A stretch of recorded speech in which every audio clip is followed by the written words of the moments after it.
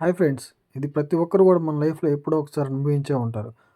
మనం నిద్రపోయేటప్పుడు మన గుండెల మీద ఎవరో కూర్చొని తొక్కుతున్నట్టు అనిపిస్తది. ఇలా ఎందుకు జరుగుతుంది అనేది ఇవాళ టాపిక్. నిద్రలో ఛాతీపై దెయ్యం కూర్చున్నట్లు అనిపిస్తుందా?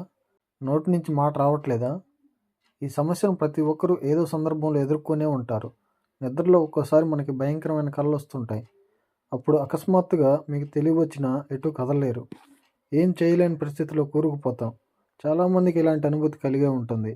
ఆ సమయంలో మీరు తలను కూడా పైకి కదిలించలేరు. ఆ సమయంలో గట్టిగా అరవాలని అనుకుంటారు, కానీ మాట పడిపోతుంది. శబ్దం బయటికి రాదు. ఛాతీపై బరువైనది ఏదో ఉన్నట్లు అనిపిస్తుంది. సాధారణంగా ఇలాంటివి జరిగినప్పుడు దెయ్యం పీడిస్తుందని, గాలి సోకిందని పెద్దలు భావిస్తుంటారు. నిజానికి సైన్స్ ప్రకారం దీనికి కారణం ఏంటో ఇప్పుడు చూద్దాం. కొన్నిసార్లు ఈ పరిస్థితుల్లో మీ ఛాతీపై ఎవరో కూర్చున్నట్లు అనిపిస్తుంది. మీరు శ్వాస కూడా తీసుకోలేరు. కాబట్టి ఇది భయానక కల కాదు, దెయ్యాల వలయం కూడా కాదు. అయితే వైద్య పరిభాషలో దీన్ని స్లీప్ పక్షవాతం అంటారు. అలా జరిగినప్పుడు కొన్ని నిమిషాల వరకు కదలలేరు. నోటి నుంచి మాటలు కూడా బయటకు రావు. నిజానికి నార్కోలెప్సీ అనే నిద్ర రుగ్మతకు సంబంధించింది. నిద్రలేమి, అవిశ్రాంతంగా పనిచేయడం వల్ల నార్కోలెప్సీ వస్తుంది. నిజానికి నార్కోలెప్సీ అనే నిద్ర రుగ్మతకు సంబంధించింది.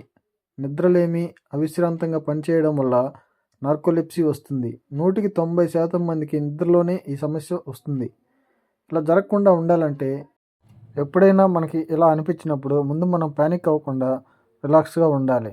ఇలా రిలాక్స్గా ఉన్న తర్వాత మన చేతులు ఇవన్నీ కదిలించలేం కాబట్టి కనీసం అట్లీస్ట్ ఫింగర్స్నైనా మూవ్ చేస్తుంటే అందులోంచి మనం బయటపడతాం అన్నమాట. విశ్రాంతి కూడా ఎక్కువ తీసుకోవాలన్నమాట అలాంటప్పుడు. అంతేగాని దెయ్యమో భూతమో అలాంటివి ఏం లేవు.